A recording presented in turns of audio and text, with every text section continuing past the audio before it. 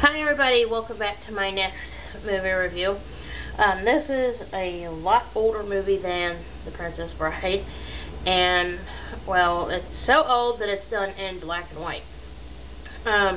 This movie was made back in like 1939, and it's based on a fictional book by Daphne Du Maurier, and it's, Rebecca.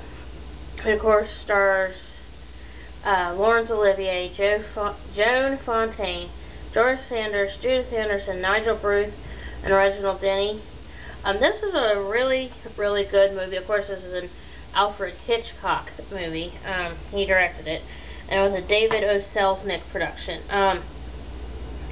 What it is it's about this guy named Maxim De Winter who falls in love with this poor little girl who she was, she had signed on to work for, like she says at the beginning of the movie, with a rich old lady, because, she needed a job and needed to support herself, and it was a paid companion. The old lady, is very mean and condescending towards the young girl, and you never hear what her name is in the movie, like Anne or Sophie or Joan or Jack or Jill or something. Eventually, the girl and Maxim De Winter meet, and they fall in love, and they get married. Of course, that when they fall in love, the old lady is laid up in Monte Carlo, which is where they are, where the movie starts, and what winds up happening is,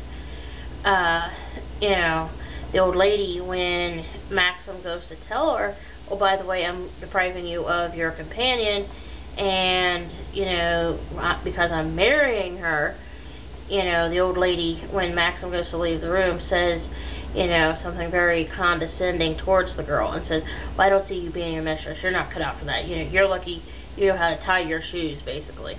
And I'm like thinking, goodness, how condescending can you be? Well, the lady thought she was all that in a bag of chips, to be basically honest about it.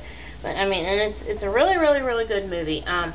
They actually reprised this movie on an old radio show on Alfred Hitchcock Presents, and I actually own it on CD, which is like really interesting to listen to. And they actually, in the movie version, they actually have set up different, where it's like the lover of Rebecca, the first Mrs. De Winter, Maxim's first wife, who was drowned in a boating accident, or who was presumed drowned in a boating accident,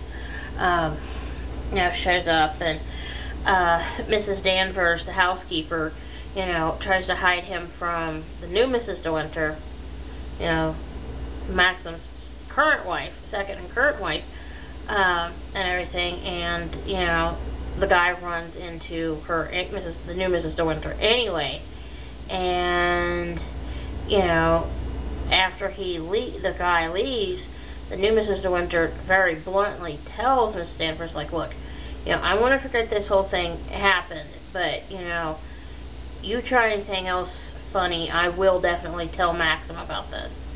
And it was very, just, like, she's starting to, assert herself towards Mrs. Danvers. And Mrs. Danvers was in love with Rebecca, the first Mrs. Mrs. De Winter, and, just all the time Mrs. Danvers was telling the new Mrs. De Winter about the new Mrs. De Winter's faults, and, Rebecca never, did this before this, and, did this way, and on and on and on and on, endlessly, and, what winds up happening is, eventually they have a costume ball. Well, what ends up happening at the costume ball is, the new Mrs. De Winter inadvertently wears a costume that Rebecca had worn the previous year to the last masked ball, unknowingly, and when Maxim sees what his wife has on, he yells at her, tells her to go back upstairs, put anything else on, but get that outfit off of her person. And, you know, when the new Mrs. De Winter realizes he's mad, you know, she goes running upstairs. She actually, you know, sees Mrs. Danvers going into the wing where Rebecca had lived, and it's facing the ocean. And what ends up happening is the new Mrs. De Winter tells Mrs. Danvers, "You knew Rebecca wore this last year. Why didn't you tell me?" And it's like Mrs. Danvers says, you know, you think you can take her place and take the things that were hers, but you know, she wasn't the kind of person that could be defeated. You know, she was defeated in the end. It wasn't by a man, it wasn't by a woman, it was by the sea. And you know, and it's just, Mrs. Danvers is just like this really creepy old lady, you know. And it's just, you know, I mean, and here's a matter of fact, there's Mrs. Danvers right there. I mean, it's, you know, and it's just creepy. And as a matter of fact, that's right in the scene where I'm talking about, you know, and they're like going in and seeing, or she went in and seeing the, you know, room that Rebecca lived in, or stayed in. You know, it just, oh my goodness, this movie is like incredible. I won't ruin the ending, you know, because the ending, you're like, oh my god, you know, and it's like, and I will say this though, at the end, they do reveal what actually did happen to Rebecca. So if you want to know how the movie ends, you have to get the movie and watch it. But I do highly recommend this movie here if you want to watch a good old Alfred Hitchcock movie. This movie is 130 minutes. It is not rated. Of course, this was back before they had those ratings and everything.